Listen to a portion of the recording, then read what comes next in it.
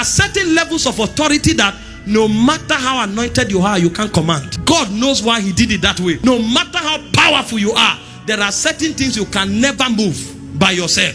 So that there will be the principle of interdependence. It is in our oneness that we exercise absolute authority in this kingdom. Again, I say unto you that if two of you shall agree on earth as touching anything that you shall ask, it shall be done for them of my Father which is in heaven. It said in verse 20, for wherever 2 or 3 are gathered together in my name, he said, there I am in the midst of them. So Jesus mandated that we come together from time to time. And this coming together, apart from shaping our character, it has the potential for releasing powers that we cannot handle as individuals. If you study Acts chapter 12, the Bible said Herod stretched forth his hand and slew James, the brother of John.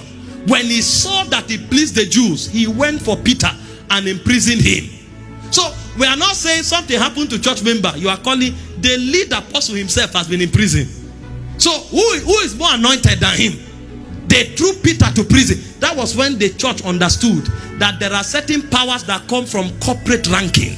What did they do? The Bible said, and they gathered together. Go to verse 4. And when they had apprehended him, they put him in prison and delivered him to 4 quadrillion, that's 16 soldiers, to keep him, intending that after Easter they might bring him forth to kill him as well, just the way James was killed. Next verse, it said, Peter therefore was kept in prison. Nobody could do anything. It said, but prayer was made without ceasing of the church, not individual, unto God for him. The church had to, when the church is praying, is different from praying prayer. An individual can pray prayer, but when the church is praying, they are making prayer. It is cooked. You know why? The prophet is releasing his utterance. The intercessor is releasing his utterance. The apostle is releasing. So different flavor gather together, and what is conjured, God does not just answer. Emissaries are deployed from heaven. That is why before God answered, the Bible said an angel came down. And the moment the angel landed, he said the foundation. Because this kind of prayer does not solve the problem. It goes to the foundation so that it will never happen again. The foundation of the prison was shaking.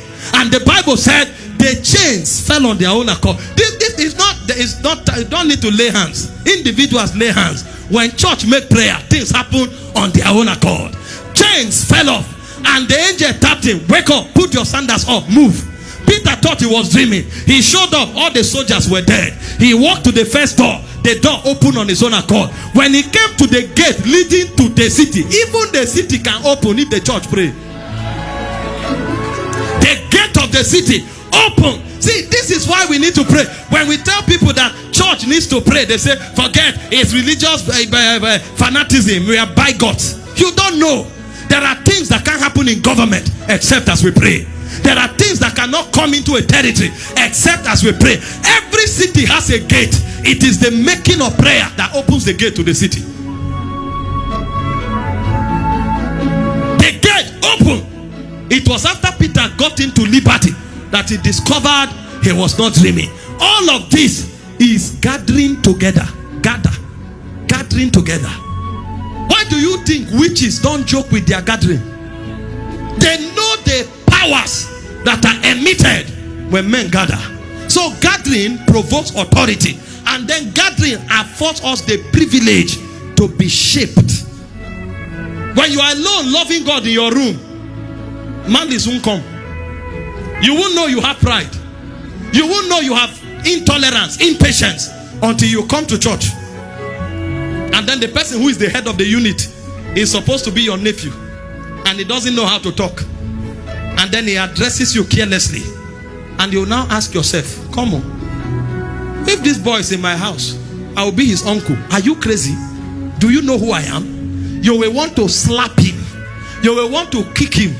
Sometimes you even come. The person coordinating the group is an illiterate. If you were to interview him, his gate man position you will give him. But in church, he is acting like a spiritual man. Wear a funny suit and they say, you come by 3. Why didn't you come? Stand there and explain yourself. You are really? What is going on here? And God will allow it. You know why? iron sharpened iron. If you, that part of you will not have been touched if you were in your closet. So it is when you came out that God began to use the weakness of others to show you your own weakness. So while you are explaining that this boy does not know how to talk, the situation is explaining to you that you are impatient. The situation is explaining to you that you are proud. The situation is explaining to you that you are intolerant. My people used to say those days that if you point one finger to somebody, three is pointing at you. That's what this scenario paints. So what it will do for you is that you will now focus on yourself and ask God to help you. So there are levels of transformation that you will never have except as you embrace the fellowship of the saints. This is why we can't coexist except as there is patience, except as there is forbearance, except as there is tolerance, except as there is understanding. And as we begin to master this fellowship, we will now migrate from gathering together. We will now come into one accord. Luke 24:49, gather together. Acts 1:14, they were in one accord. One accord now is not the building that keeps you together. Gather together requires a building to be together, but one accord is fellowship without walls. At this